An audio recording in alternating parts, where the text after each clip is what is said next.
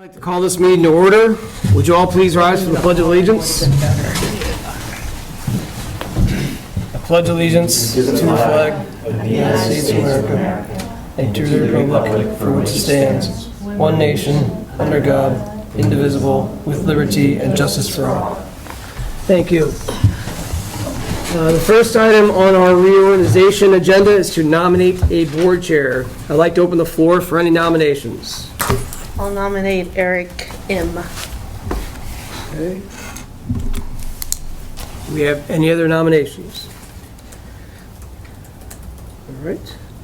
So, we have a second? I'll second Okay. All right. I'll call all in favor? Aye. that. Aye. Any opposed? Okay, congratulations, Eric. It's over to you. Thank you. All right. Well, you're already up there. Why should we have to shuffle around? It's right around where I always sit. Keep it simple. That's right. Thank you. Okay, so we'll open up nominations for vice chair.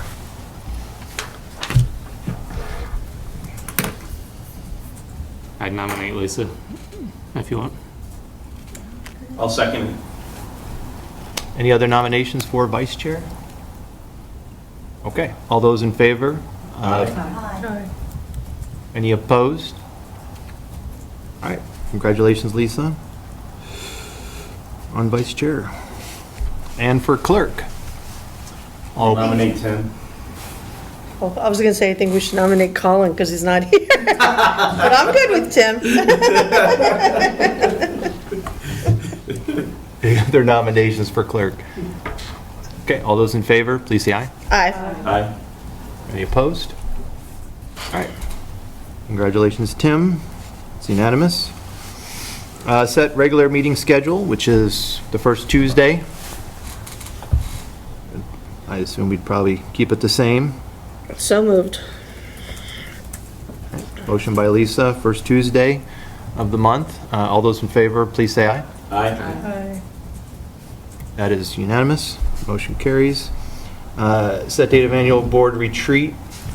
I would suggest we table that to a future, maybe to see what our legislatures say. Maybe that'll determine when we need to retreat. I'll second that. Okay.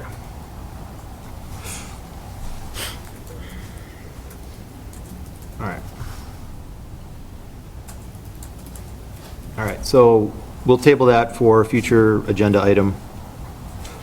Any opposition to that? I think everyone's in agreement. Okay, firm use of Robert's rules for small boards. So moved. Also Oh, sorry. George. George? move. Okay. Any discussion? All those in favor, please say aye. Aye. Any opposed? All right, motion carries unanimously. Identify locations where agendas and minutes will be posted. Schools. Websites, school s- websites. Central office, I believe, is posted to schools, and clerks, I believe that's the standard.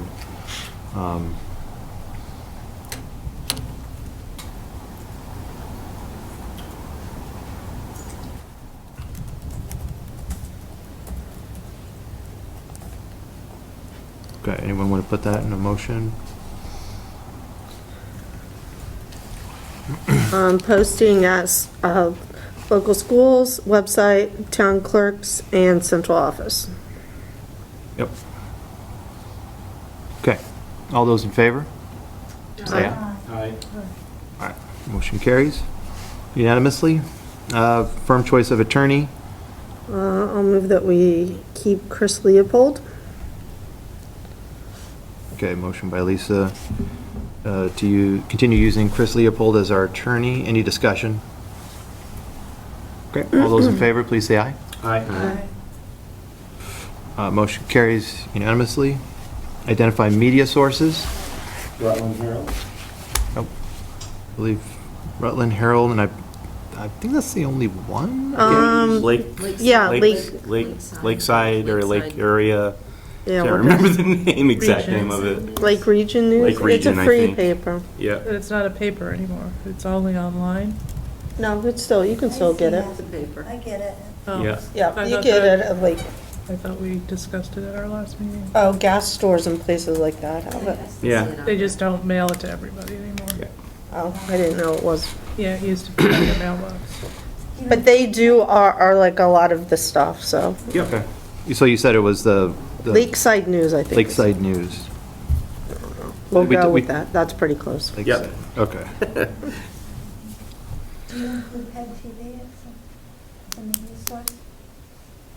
I think it's, because we talked about this last week, I think it's like news publications, like newspapers and stuff like that. I think that's, Well, it's like if we need to publish something too, that, we're not gonna publish it on PEG TV. If we need to publish something, like, if you need to publish a warning or something like that, we're gonna publish in one of these. So it's for the public to know where to look, so.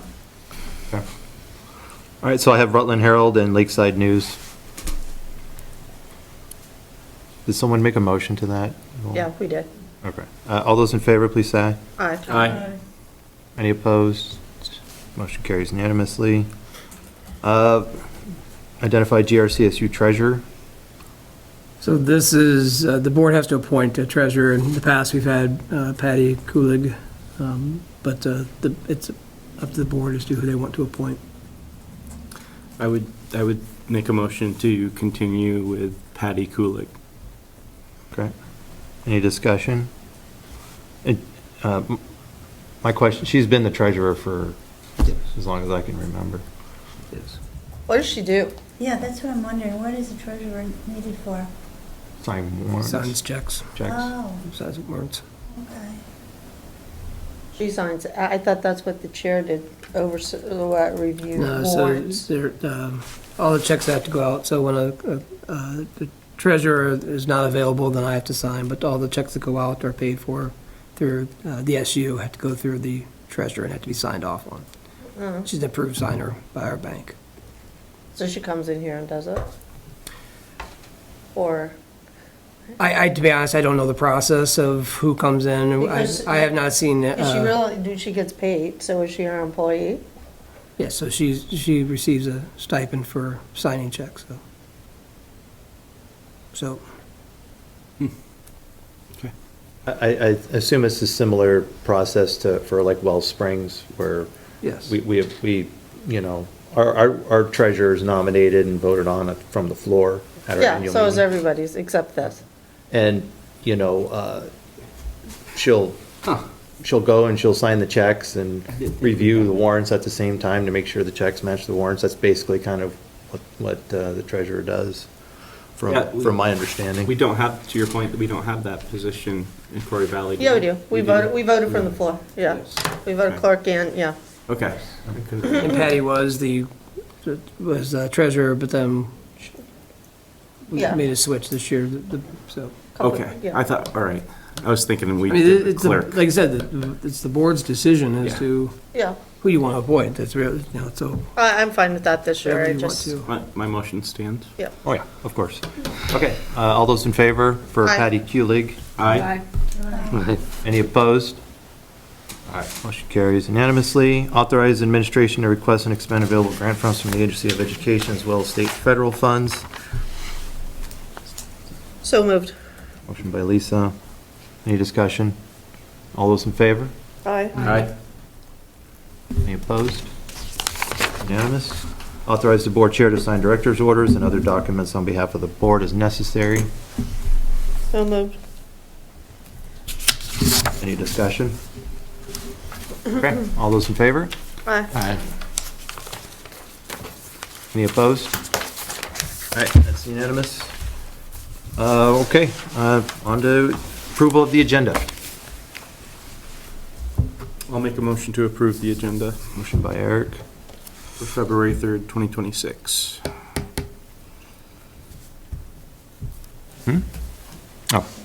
okay.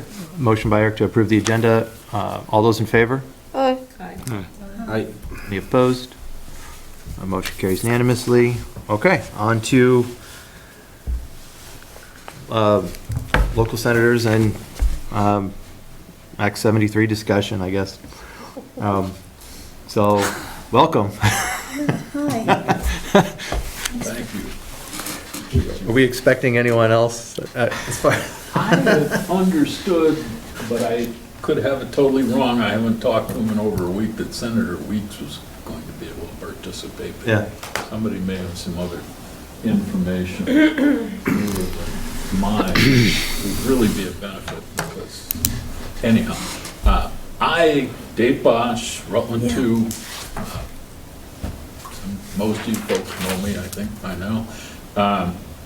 I am on the Commerce and Economic Development Committee, so I am not deep in the trenches in the education reform. And I can't bring you a whole lot on Act 73, other than I've seen the maps that came out of the House Education Committee, and there's a separate one that came out of the Senate.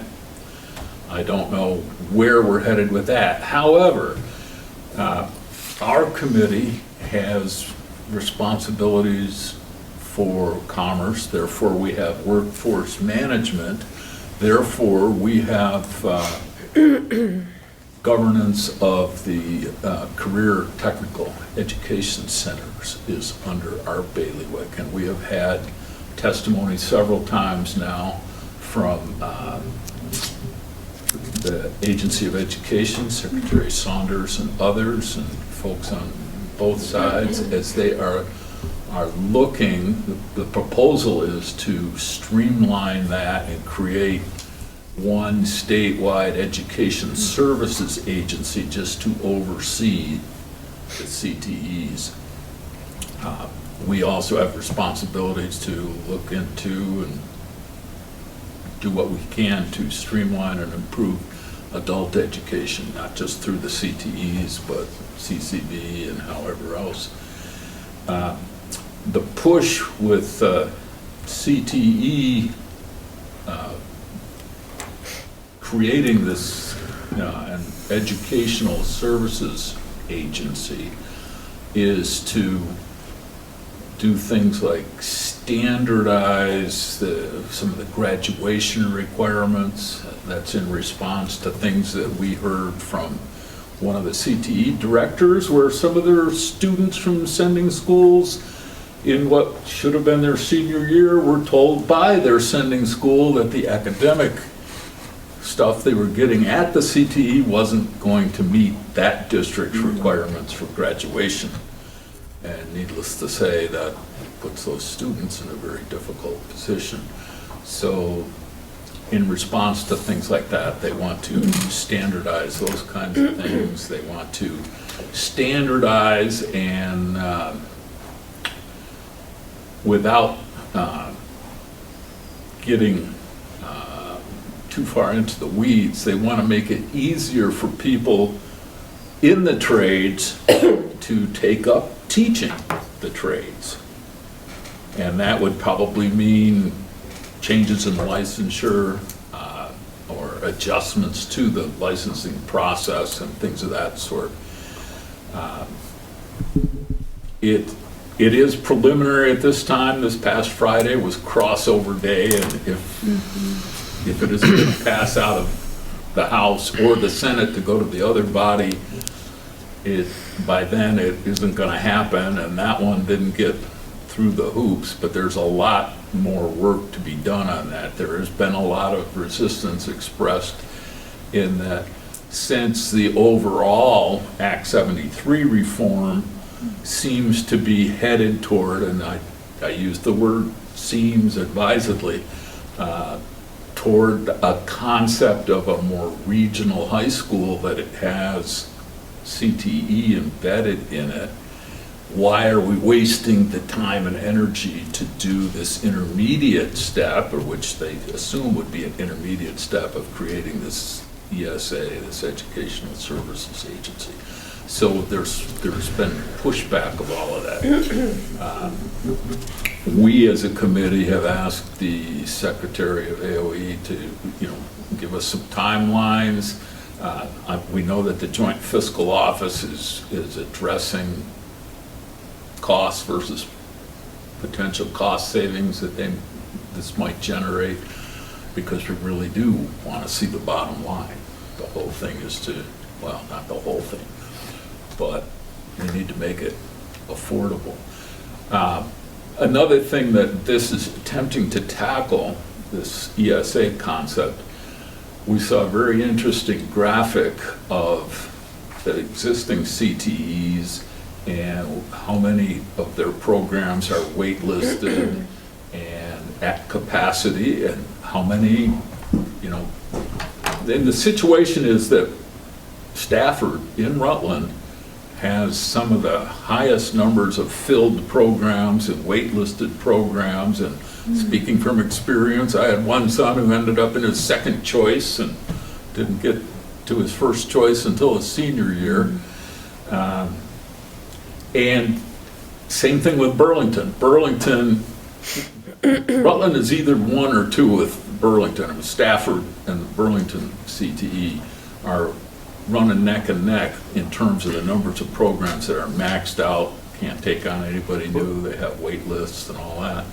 And between them is Hannaford in Middlebury, which has relatively recently redone both of their campuses and facilities, and they have excess capacity. So the part of the emphasis of this ESA concept is to maintain flexibility so that, barring transportation issues and some of the logistic things, students can, you know, an Otter Valley student may end up going to Middlebury to get a program that he would have to wait list for, or she, at Stafford, those kinds of situations. And I'm asking them to build that into the fabric of it, not just make it a one-time realignment and then we're casting concrete again. I want to see that stay flexible. So that's one of the things we're working on. We also, in my committee, passed a bill and took it to the House floor where it survived the second reading, and that was for non-competes. Non-compete is where your employer has you, as a condition of your employment, agree that you won't do anything in that similar line of work or in a specific geographic area and maybe for a specific period of time once you leave their employment. And it's particularly problematic in healthcare, things of that sort.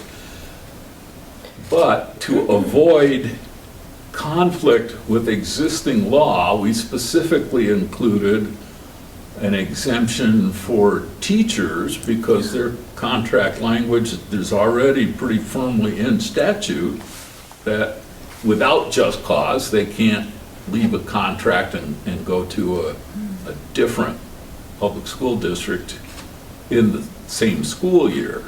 And that's been in law for over a century. And there was a motion from the floor to amend it, and we once again took testimony from administrators and school boards and teachers and the NEA and everybody, and no surprise, like I said, it's been on the books for 100 years, and they've tried periodically to work around the issue.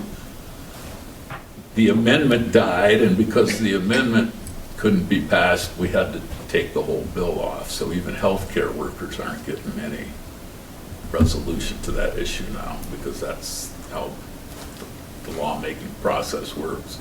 So that was kind of a bit of a bitter pill on Friday to have to watch my chair take that back, and we're going to recommit it to committee, which is what they call it, and it got hung back up on the wall, so it'll be dead for this term, and we'll try it again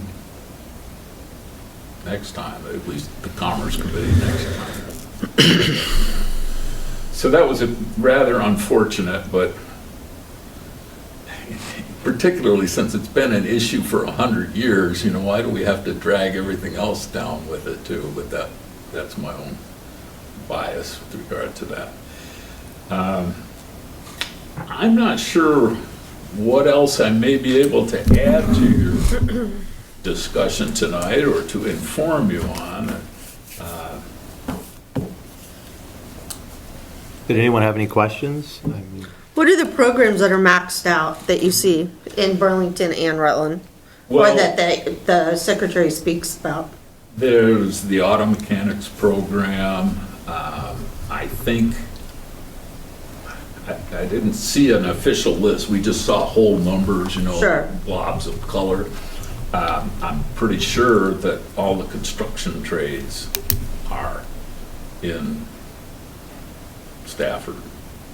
They're maxed out. It would be nice to see more capacity because kids are having to wait till they're in their junior year to start learning a trade that they want to do in their future. It'd be much greater to get these kids involved. I'd like to see it their freshman year in high school.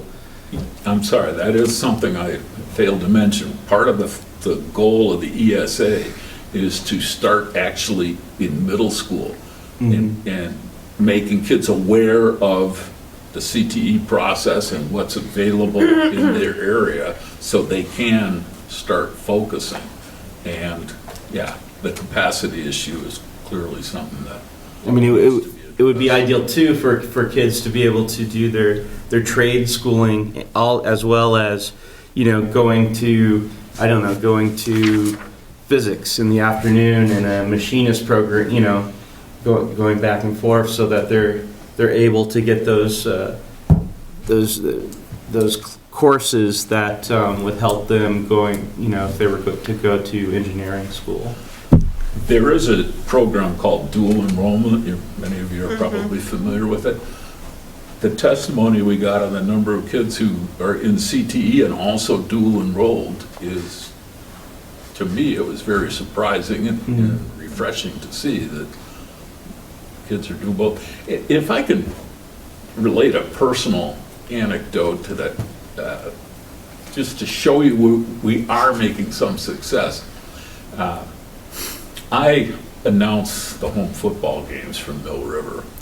So that was where I first came across this student and got to call his name. And then he wrestled with some of my boys. And wrestling, yeah, there's just one person out there for each team on the mat, but you have a very close relationship with your teammates. So we got close to Levi, and we'll always say hello when we see him.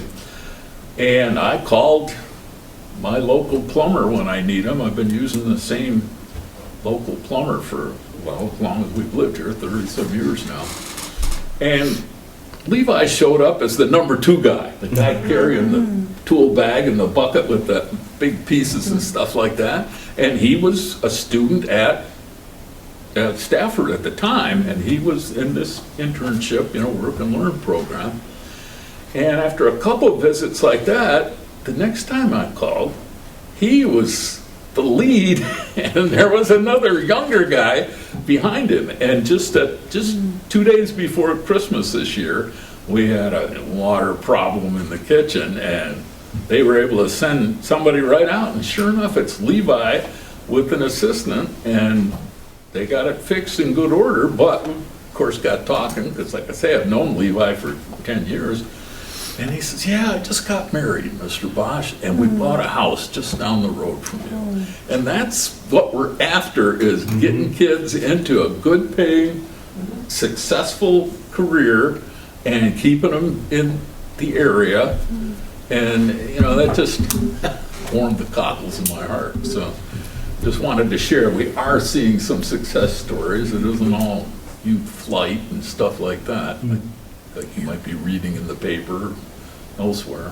I think a lot of youth would probably like to stay, but when a starter house is $250,000 in our neighborhoods, it's not realistic. And when the state is doing things to reclassify property that have been in families for 80 to 100 years with their new tier setting in Act 181, it's not very reassuring to encourage our youngsters to stay here, because it often feels like it's us against Montpelier, and I'm not always sure, other than you coming and speaking to us, how much common sense actually exists under that golden dome, because It's, seems unclear if they understand what it's like to get up and go to work every day in our municipalities, or what it takes to run our municipalities. When I hear up there that, you know, the next great mind-boggling thing they want to do is create county government, because now that's going to be more efficient. So there's a lot of efficiencies, even when you talk about ESA, that don't really come across as efficiencies. They come across more as layers. And with respect to having, you know, kids having be introduced to, you know, shop and things like that, I don't know if you recall, but I can recall when that used to be in our local high schools, and that was the brilliance of the state, that all of those things leave. We had, you know, a photo shop in our school, we had a shop, we had all kinds of things where kids were being introduced prior to going on to Stafford. And that was through the brilliance of state ed that those all left. And I did hear the secretary think that those were all things she thought we should be bringing back to our local schools, and I'm not really sure how she thinks we're fitting those in with all the mandates that they come up with. Understood, yes. And I share many of your concerns, like the road rule in Act 181. 800 feet of road, and you get beyond that and you need a full-blown Act 250 permit. That's kind of a bitter pill. I haven't done it yet, but I'm familiar with the Beers Atlas. Most of you folks are aware of that from the late 1800s. I'd love to see an overlay over these new maps that show tier 1, you know, the different tiers, with an old Beers Atlas. And I bet most of the rural properties, you're driving by at least one, if not 2 or 3 cellar holes where there are houses on the Beers Atlas to get to where one of our neighbors wants to build their house, but it's more than 800 feet out, so now they're looking at Act 250. And yet, historically, there were multiple homes on that property at one time or another. You know, Because during that time, it was deforest, and without the help of the state, if you just do a pictorial, historic walk through any of our communities and look at the mountains, you can see there were very few trees. And without any help, without anyone drawing any maps, without anyone from Montpelier coming and telling, look how much of our state is forested over the last 100, 150 years. So I do think there's something to be said for allowing people to enjoy their own property and be respectful in their communities. I will note that the committee in the House that's responsible for, in part, at least large measure, for looking into those kinds of things, did spend a lot of time taking testimony on reintroducing coyotes so far this year. Well, I appreciate the fact that you come every time that we invite. I think that's for your district, or it's not mine, but I would certainly vote for you if you were in my district, because I find that to be incredibly respectful to those that you're representing. And it's really disappointing that that our senators, two of that reside in Quarry Valley communities, did not attend, as there were things that have happened in Senate Ed. So, Yeah, thank you for coming. Greatly appreciate it. And the idea, you know, with changing our first meeting, you know, after reorganization to a Monday, we thought, well, this might be an opportunity to get more legislators in. Yeah. And some of them did say that they would be here, but I mean, I haven't heard if anything's coming up. But you know, again, thank you. Unfortunately, and you know, I do not know everybody's circumstances, Yeah. but I will say that many other organizations followed that same strategy. Let's do things on Monday now. So people get it. I do know that's the case, but yeah, for specifics I do not know, and I will carry your concern back and share it with my colleagues. So, Okay. Sounds good. Thank you. thank you. Thank you. my pleasure. Any other questions or anything? Get back to your. I had heard that there was an extension applied to Act 73. Are you aware of that in terms of crossover?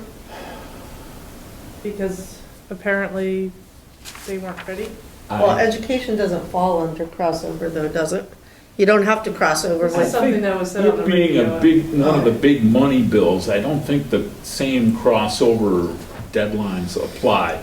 I don't know any specifics Okay. with regard to that. I don't want to misspeak, so, but I don't think, like I say, it being one of the big money bills, I'm pretty sure that the I think the same education lays crossover outside deadlines of apply. crossover. That was what I read and heard on NPR too. Yeah, this was the lunchtime, they had people speaking.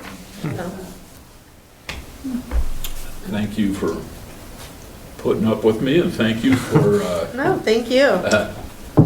forgive me for coming in a few minutes late. Okay, Yeah, we're good. appreciate your time, thank you. Yes. Thanks. Thank you. Go home and troubleshoot a freezer that doesn't seem to be working. Oh, Levi. Get Levi on the phone. Have a good night. Thank you, folks. Okay. And I appreciate what you guys do as a school board.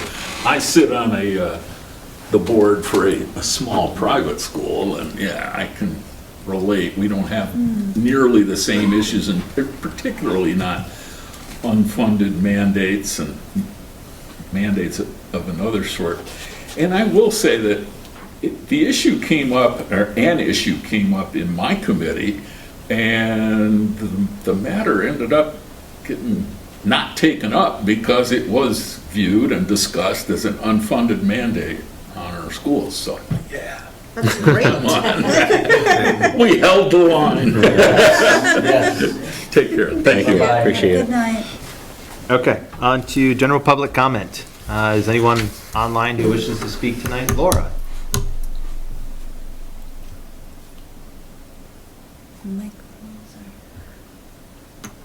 Hi, good evening, thank you. My name is Laura Derendinger. I live in Middletown Springs. Can you all hear me okay? Yep. Hi, Mike. Yeah. So, I Something's not right. wanted to share a few updates with you about some work that myself and others are doing in the state and also nationally. And I think it would be interesting to you, which is why I'm sharing it. So, at a national level, I am part of the leadership team of a group called the Distraction-Free Schools Policy Project. And this group formed as part of the wave to support states as they adopted legislation for phone and social media free schools. And so we now have 33 active teams supporting their parents and parent advocates to support laws getting passed for bell-to-bell phone-free school legislation.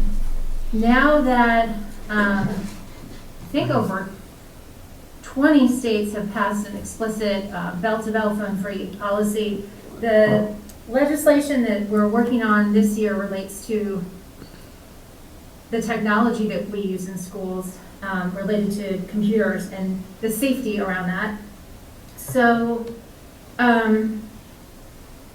that's what I support at a national level. And then at a Vermont level, our coalition last year was the Vermont Coalition for Phone and Social Media Free Schools. We had 2,500 Vermonters supporting that.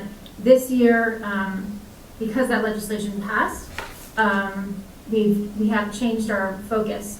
So if any of you are interested, the website for that effort is vt-irl.org. So that's just a little bit about what I'm doing. If in the process of moving and addressing how you're going to adopt the phone-free school policy, for example, or interpretations of the social media free school policy, how does that need to be implemented? Myself and others are available to answer questions. And I shared with the Wells Springs School Board that currently the Montpelier High School is a good one to look at. They are not using expensive pouches. They have a very simple cart system for their students. And they have had that in effect since September. So that's a good model to look at for implementation. I also shared with some of you this morning by email, and I just wanted to explain it, that a teacher who then became a neuroscientist, his name is Jared Cooney Horvath, recently wrote a book explaining the science of learning, and he is offering a webinar on Friday, March 27th at noon. And so I think everybody received that invitation. And for those of you who cannot attend at noon, Tuesday, March 24th at 7:30 p.m., there's an equivalent webinar where he's going to be talking about science-informed policy. So I wanted to make sure that everybody knew about that. And then I guess the third piece of information that might be interesting for you, and then I will stop because I know you have a big agenda, is that currently there are 1,600 school districts across the country, including most of the large school districts, but some of the small ones as well, that are actively suing social media companies.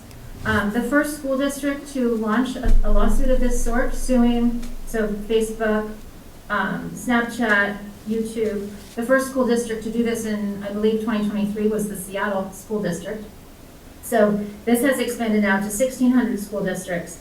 And I wanted you to make sure that I wanted you to know, I wanted to make sure that you knew that any school district in Vermont who wants to join these lawsuits can, and I can email you the contact information of the attorney in the firm that is explaining the process. There's no fee for a school district to join, but it does mean that there could be a substantial amount of money that comes in. You may recall recently there was a lawsuit against the cigarette vaping companies, that school districts were suing vaping companies, and they won, and so then they received money, which always helps school districts. So the case, if you're curious, and then I'll stop, the case functions around a claim of public nuisance because school districts across the entire country have had to incur the cost of the externalities of the harms caused by social media in the form of increased behavioral support specialists, increased counselors, damage to school properties, other behavioral issues. And so I think the hope of some of these lawsuits is to recover some of those costs that have been incurred, not fully, but in part caused by harms of kids using social media.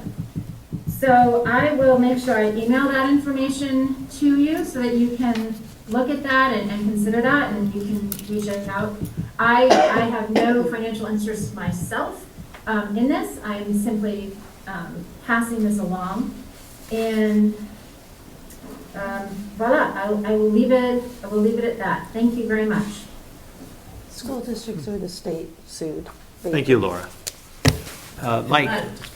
Who? The individual districts. So And how do we did too? How did we? we did receive a Jewel settlement for Jewel, yes.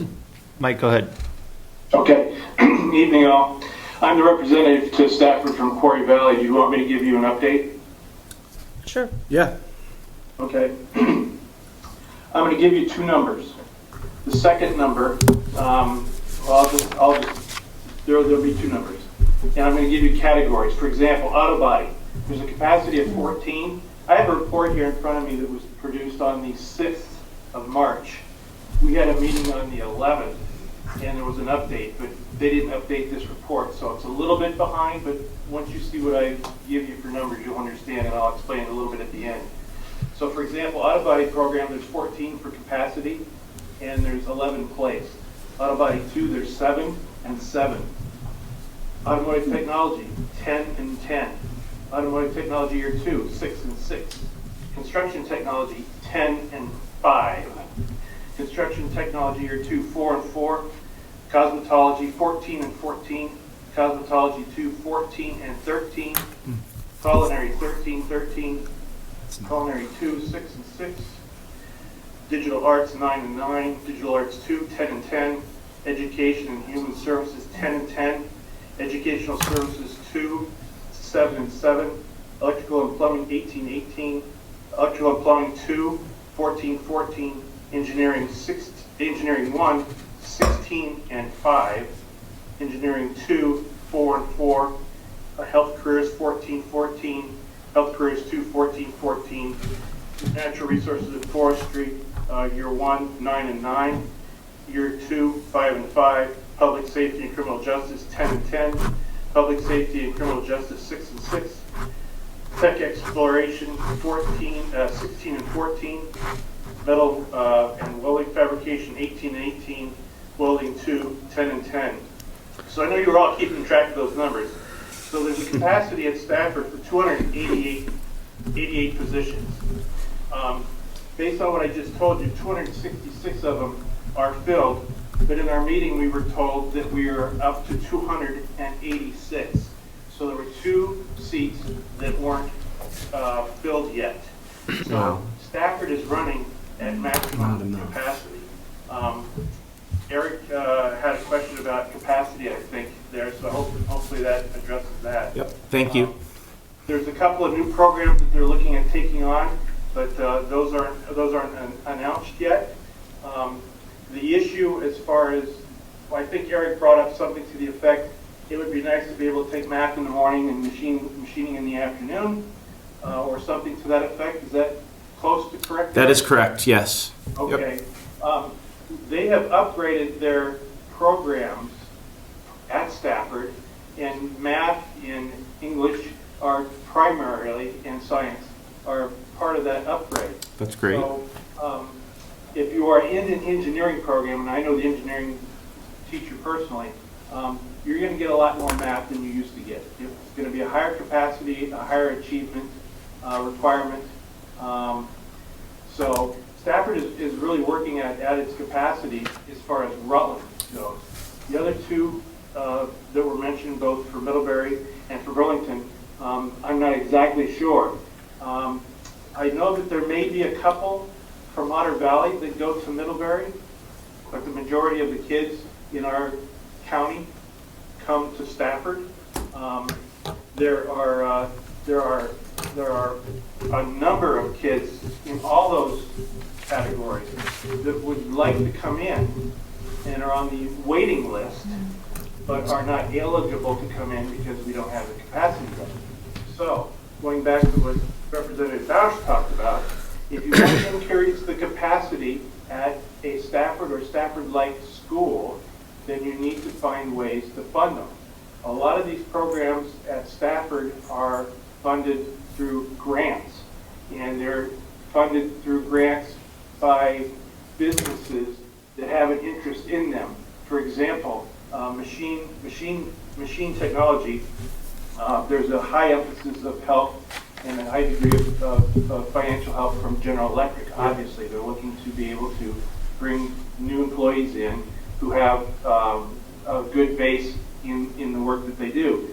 So it's kind of a catch-22. If we want to have more kids at a Stafford-like school, then we have to figure out a way to fund it, and we have to find out a way to reach out to those kids that want to get into it. And as I said, we have a number of kids in every one of those disciplines that are looking to get in, but we're just maxed out. So let's not poo-poo what's going on over at Stafford. Stafford is really running at its maximum capacity. And that's on the youth side. So we'll get into the adult education side. It's maxed out too. The number 1 program, I believe, at Stafford is welding. And I believe there are 6, I think, girls in the welding program, which has been an increase over past years. So there's definitely an interest out there. Maybe he could just submit the report to us every month. Mm-hmm. Mike, thank you. I would like to add something to that if I could. Well, I just wanted, this is public comment, we have to maintain. I agree. I think that it's not on the agenda, but I think that, I think Mike's, providing information based off, our discussion with our representative. But, I think if you want to submit that information to the board, and, maybe even we could, if you wanted to talk about it more, come to a meeting Could and add it then, to the Yeah, agenda. it's an FYI, Yeah. it's really all it was. The only thing I was talking about was funding, and I'm not gonna go into that. I'm just saying Okay. that the staff was at almost maximum capacity, so just for your information. okay.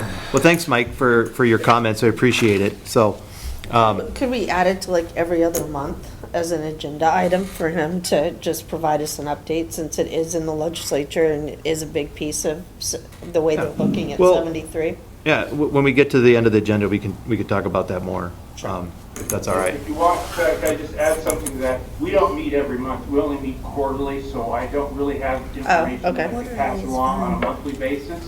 I'm sure that could be pursued, but it probably wouldn't generate much difference between the last. So really, it's something that maybe we ought to look at, maybe quarterly as we have our meetings, rather than on a monthly basis, Yep. just for your consideration. Okay. Yeah, that'd be great. Right. Thank you. Okay, Can I so, ask a question or make a comment? well, we're gonna move on because this is just public comment and it's not really a discussion, because I think If, Eric had a question or a comment too, and You can do it under new business. with that, Do it under new business. yeah, I mean, if Mike is gonna bring us information, even on a quarterly basis, can we get an idea of the wait list, especially from Greater Rutland? yeah, Thank you. yep, okay. On the consent agenda. So we have the minutes and warrants 477, 479, 481. Take a motion to approve the consent agenda. I'll make the motion. A motion by Eric. Any discussion? Amendments to the minutes or anything? Okay. All those in favor? Any opposed? All right. Carries unanimously. On to superintendent's report. Thanks, Eric. I know that this month the meetings have been reversed. So traditionally, I speak before local board meetings, but I did all the local board meetings prior to this. So there really is nothing new to add at this time. You know, like I said, we're still waiting to see what's going on crossover. No, I did want to thank Representative Bosch for attending tonight. I know that he did kind of highlight one of the H205, particularly the Hedrick amendment to H205, was something that I did, just on behalf, I did submit a letter to Representative Bosch and other representatives of the committee just about some of my concerns just from an employment standpoint in terms of and I don't believe that when, I think the amendment kind of, I don't want to speak, but I think it kind of, when it was tacked on, it kind of it threw the rest of the H205 into kind of a spiral. But there were a lot of concerns. I think I do want to thank Representative Bosch and the rest for taking what we said in consideration, particularly around as we look to staff each year. We do, April 1st, we do offer contracts. We make sure we give our staff contracts, and one of our concerns was that as an employee or signs a contract, that during the year, that if they were to, now there are extenuating circumstances when an employee has to leave a contract, but if an employer just says, I want to move on, currently what we have in place is an agreement amongst all superintendents that a licensed employee will not work in another school for the remainder of that year, which is like what he was trying to equate to a non-compete. But we believe by removing that, then you have created this free-for-all that employees can be moving at all times, and we just look at the disruptive aspects of that, particularly around our students. And as our students are working with classroom teachers, and if a new teacher is moving in and moving out, and it's something which, from a staffing, from a budgeting, it just becomes very problematic. And like I said, I just wanted to thank the Representative Bosch Committee and the other representatives who are just taking that into consideration, particularly around just some of our concerns. So it wasn't just about a non-compete. There were a lot of other things, as they always are with education. It's not as just always as black and white as we like to believe. It's very nuanced. And I think this is one of those where just didn't have an opportunity to really kind of just look, see it through. But I'll be more than happy to answer any other questions. I do know that, I'll say this, at Quarry Valley, the request was made to revisit just a look at supervisory unions for supervisory districts. particularly since that is kind of the discussion around the maps and Act 73. I will work on updating that, and I will have that for all local boards, as part of my superintendent's reports for April. So people, and also just kind of an updated foundation formula as well, some of the key aspects of that. So, and I will be discussing in April or May. I know I said I didn't have much to say, but then I always find something to talk about. But I will be talking about graduation requirements as well as class size. Particularly, I think it'll be more in May, since we'll be looking at Fast Bridge and other assessment pieces in April. But that'll be a good time for us to look at that, particularly as we start to think about budgeting for the next year.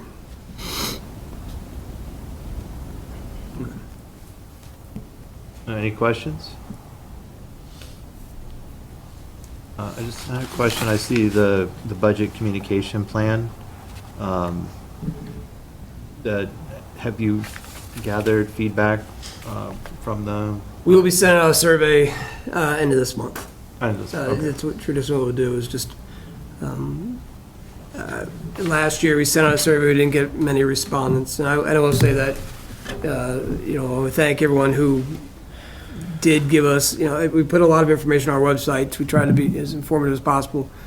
But we didn't get a lot of questions again this year, not a lot of phone calls. So it's just, but I think that our goal is just to make sure that the information is there if someone would need it, or someone can refer them to it. So we'll send out the survey, and we will bring those findings back when we are able to compile them to the board, just so they can take a look to see, like, from the respondents we receive, what they do say. So. Okay. No other questions for superintendent? On to assistant superintendent.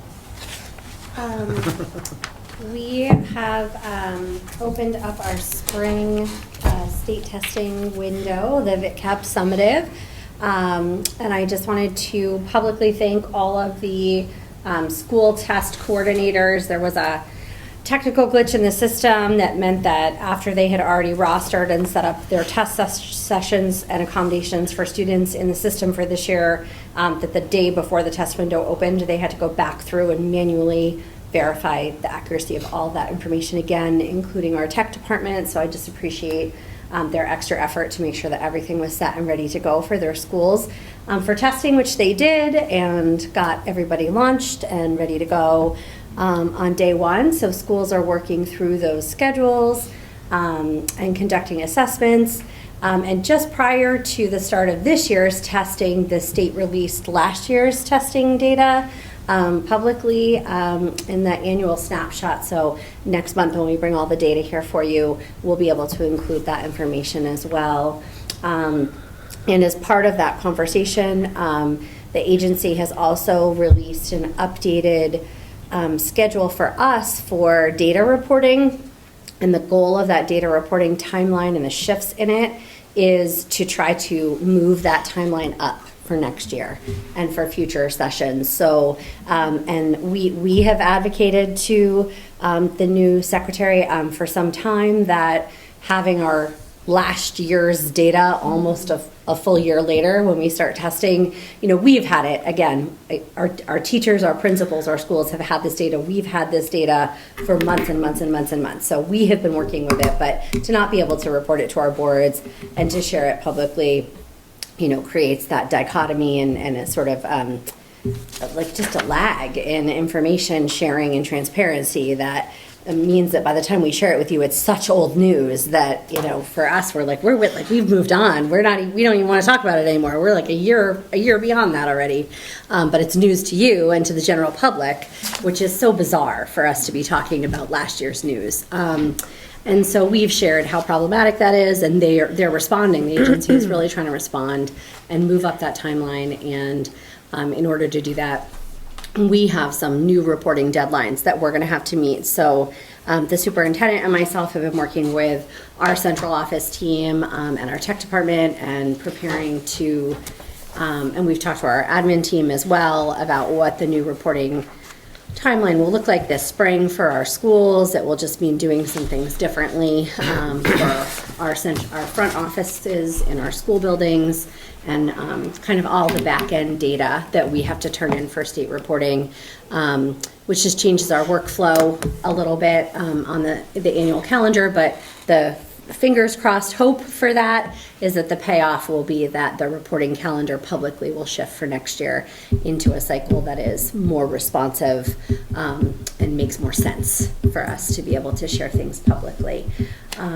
So lots and lots of meetings and conversations and planning and back end stuff on that end, but nothing really exciting, just a lot of work going on in that area. And we'll have data next month for you in all those areas. And then we did get updates from the state for the continuous improvement plans. And the last month I had shared that the data inventory, there were only 2 small changes in the template, which is great for our schools. As you know, they've had a lot of years where the templates that were given from the states for the school plans and all the pieces we have to do have changed, every year instead of building some consistency. And so this year there's just a small change in the data inventory, and hot off the presses, I haven't even told the principals yet, but just at the very end of last week, I got word that the continuous improvement plan template is not changing for next year. So that will be great. You'll all see a continuous improvement plan that looks the same as the one that you saw last year when it comes to your local boards, and it'll give the school teams some consistency for their planning purposes and development purposes as well, which lets us start moving forward with that work as well. So, using the data that we have available to drive continued improvement and goal setting. So that's sort of what we've been focused on. And then in-service is this week. So that's also the big planning push that we've been doing, just getting all the pieces and parts lined up to have a great day with our teachers on Friday. We're looking forward to seeing all of them at Pulteney High School.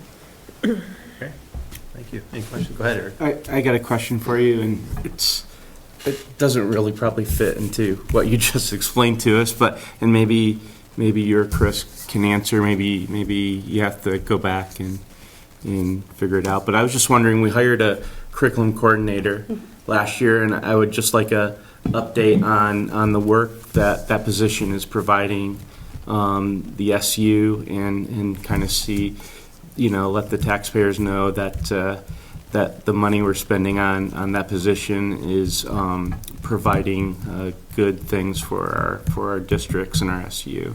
Yes, we have him on the work plan. I think he's next month too, right? I think so. I would have to look. He did come a couple of meetings ago. We on the board work plan, we have him here for I think quarterly updates. Okay. So, and then in my curriculum section too, I try to just keep some updates on some of the big picture work that he's in charge of. Okay. Operationally speaking.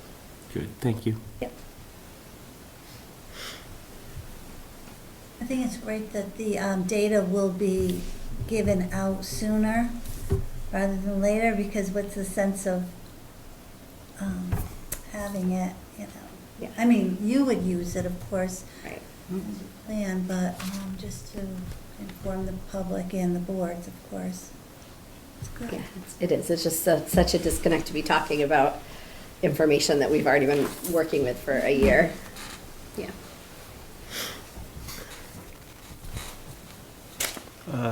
Any other questions? I actually had a question.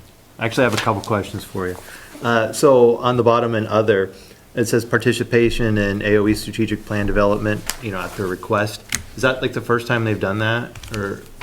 So this year, the AOE solicited a large amount of input from the field for their strategic plan development, and that's a continuing process. So as they're working through the AOE's strategic plan, we all went to a large session with a lot of representatives that we were asked to participate in by the AOE to help with sort of the early formation of some of their big goals.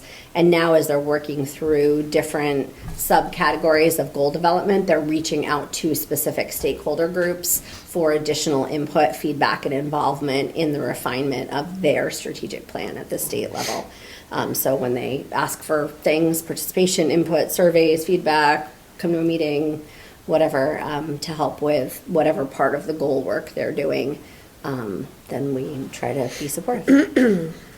Okay. Yeah, I don't think I've seen that on your reports before, and I wasn't sure if that was something new that they're doing. Yeah, the first big meeting we went to was this fall, but they've had like a series of smaller follow-up meetings with different groups. Okay. One of our principals was at one, or is going to one this coming Friday, and yeah, they have like every goal has a couple different subgroups working on different pieces of it. And sometimes they're coming to one of the state groups, so they've come to all of the Vermont, the VTCLA, the Vermont Curriculum Leaders groups.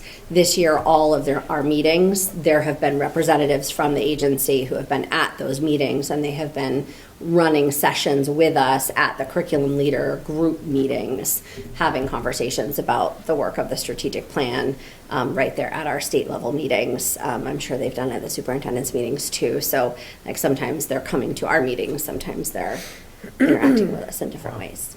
Okay. The other question I had was on the wellness policy committee. How many people are on the wellness policy committee? That's a great question. Sarah Taylor is facilitating that. Maybe a dozen, I'm going to say. We have, there are some requirements for that were laid out in the policy, I believe, for what kind of stakeholder involvement it needed to have. Yep. And so we have a variety of individuals on that, including some students and some families and some staff. And there's some different subcommittees that work. Okay. I mean, the only reason why I ask is, there's a component in the policy that, allows for recommendations and I mean, most of it's just kind of the model policy itself, but there's an additional component in there. So I think that it was one of those AOE model policies that just confused more than anything. Yes. I mean, but, if there's any recommendations coming from this committee that need to go to the policy committee to be, similar to, like the Title I, so. Yeah. I think, and Sarah Taylor could confirm this again, just as the facilitator of that, but I think right now that committee was waiting for the formal adoption of the model policy to work its way down so that we could formally work on the procedures and action plan to come back. So We're Eric, we can, drafting some rather than things. I speculate, I think we should maybe just go back Yeah, to Sarah Sarah would be and the have Sarah contact for attend the next Okay. meeting, can give you an update. I think it'd be better at us Yeah. putting maybe, I think we have answers for you. Okay. So I can invite Sarah to the next meeting, and she can provide an update on wellness policy for you. Okay, Yeah. that'd be fine. 'Cause, I mean, we've already adopted the policy Yep. But I don't anticipate any change. I'm just curious, because I know, when we first talked about the policy, because it was actually at a previous VSBA conference too. But anyway, yeah, any information you have would be good. But it's just more of curiosity, because I would imagine that if there's any changes that need to be done to the policy, they would. So I can ask Sarah either to attend, or if it's, I can just also include that in my superintendent's report as well, and address it there. So either one of those, if that's okay with the board. Yeah, in your report, sounds good. Okay. Lisa, one more question about standardized testing. I know that the schools share it with their families. Is there any requirement that says that they need to share in general terms with the community? How we're doing in reading, math, or? So that's, yes, so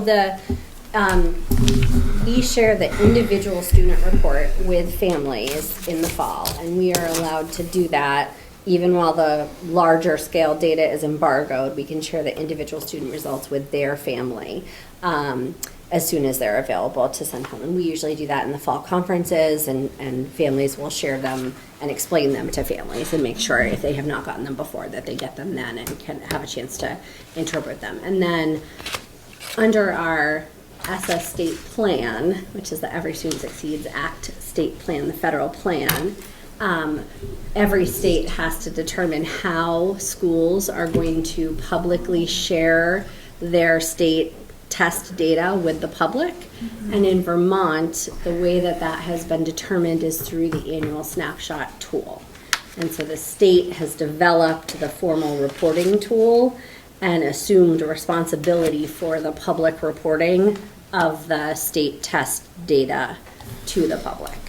We also report it to our school boards and to the general public through our school board meetings, for full transparency and community engagement, because that is best practice, and we want to have our school boards and communities actively engaged in those conversations. And that'll be down the road in a few months. Next month we're going to do Next it. month. Yeah, this month we just didn't because of the legislators Yeah. and the reorg. Yeah, there's no rush. too many other things on the agenda. But Yeah. usually as soon as the embargo is lifted, we try to put it on the board meeting agenda so that we can bring it forward to you. And often it's right around the same. Well, historically it's been around the same time as the winter test data for us for Fastbridge. And so often we'll bring the two together. But maybe next year that will change if the presenting calendar changes with the state reporting.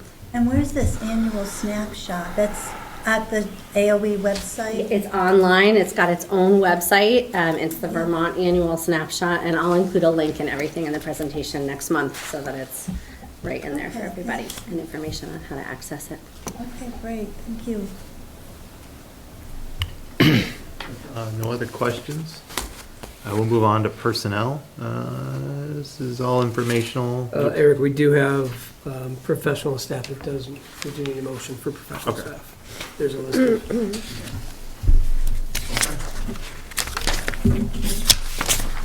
We'll take a motion to approve the professional staff. I'll make that motion. Tim, any discussion?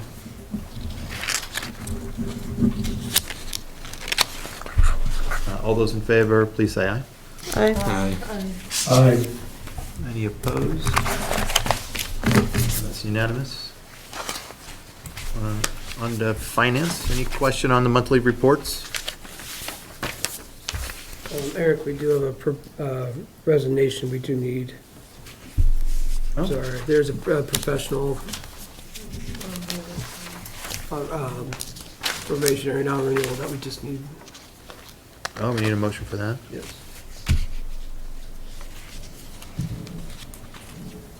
I'll make a motion to accept. Okay. Motion by George. Any discussion on this? All those in favor, say aye. Aye. Aye. That's unanimous.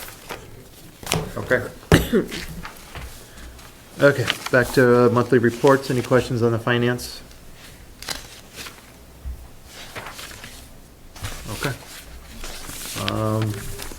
And then general public comments. Our second comment, did anyone want to speak?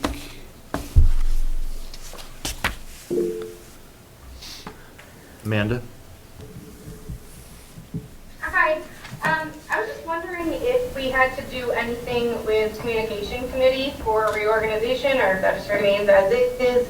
We were waiting to schedule our March meeting until after this meeting, because we weren't sure if the members needed to be changed or what that was happening with that, so I didn't know if that could be put on the April agenda, or if you guys have an answer this evening, and then we'll schedule a March meeting if necessary.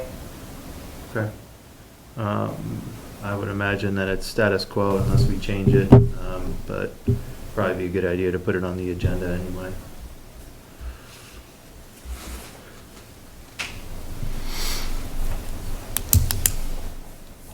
Okay.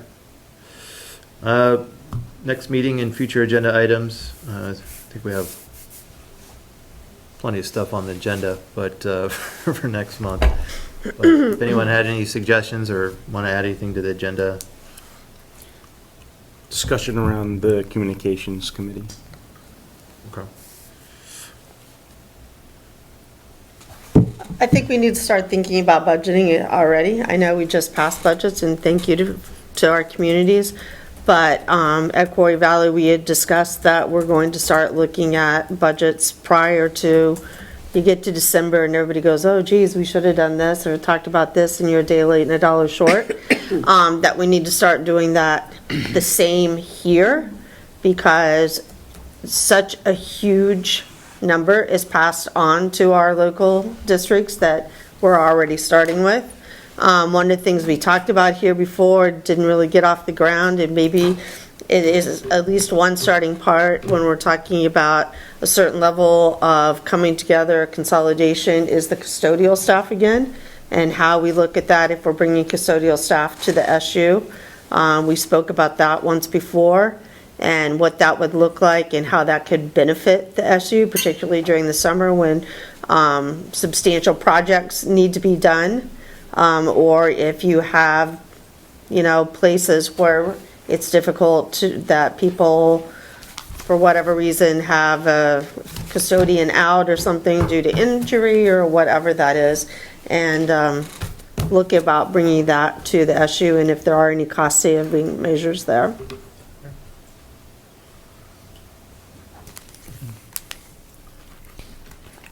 Yeah, I think that's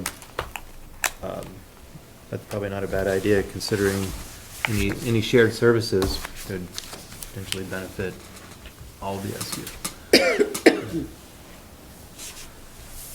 All right, that concludes our business for tonight. Take a motion to adjourn at 7:11. I'll make the motion. Motion by Eric. All those in favor? Any opposed? Aye. Motion carries unanimously.